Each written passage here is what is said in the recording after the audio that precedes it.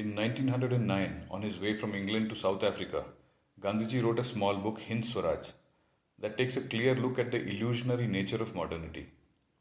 Modernity is all about control. It controls people indirectly through systems and by influencing their perceptions. While giving them the illusion of freedom, it makes them dependent on the system for everything. In Hind Swaraj, Gandhiji deconstructs 5 major modern systems: education, health, system of governance, justice, and technology. The read segment has an excerpt which may inspire you to read the whole book. I highly recommend that you do so. Let us now start looking at how modernity has impacted our lives. Even today, if you ask someone from a small town or village of India who they are, they reply by saying that they are part of such and such community or jati, or that they are from a lineage of some particular craftsmanship. In other words, their answer speaks about their we identity. In a city with people cut away from their roots and brought up for one or more generations under the modern education system, the answer to who they are will be that I am Dr. So and so and I work in this place and I've studied in this famous institution, etc.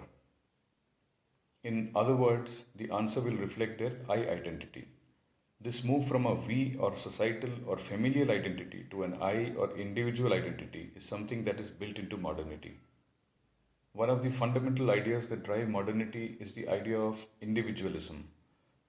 It is extremely attractive because it aligns with the modern idea of freedom, which conveys to the individual his or her right to do as he or she pleases.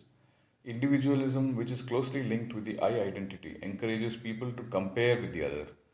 They unthinkingly aspire to acquire traits, style, material goods, status, degrees, etc., as thrust upon them by market forces, to appear special and different in comparison to the other. In short, success is defined not by the individual but by the market forces. The individual is a very weak entity in comparison to a rooted samaj and can be easily manipulated by the prevailing market forces and media and the world of fashion, including fashionable ideas. This is good for the market economy, which thrives on unnecessary consumption, converting every want into a need. The weakened and manipulated individuals become mindless consumers, feeding the modern economy. The people who live in the we identity are more grounded in comparison. Their environment is more conducive to focusing on needs rather than wants. In such a society, excessive consumerism or showing off is discouraged. So it is in the interest of the market to encourage individualism through education and media. There is another aspect that needs to be highlighted. The modern nation state is a new entity not more than a few hundred years old and thrives on individualism. The individual is rootless and is dependent on the systems of modernity. While the we identity is more self-reliant, rooted, and can stand up against the state.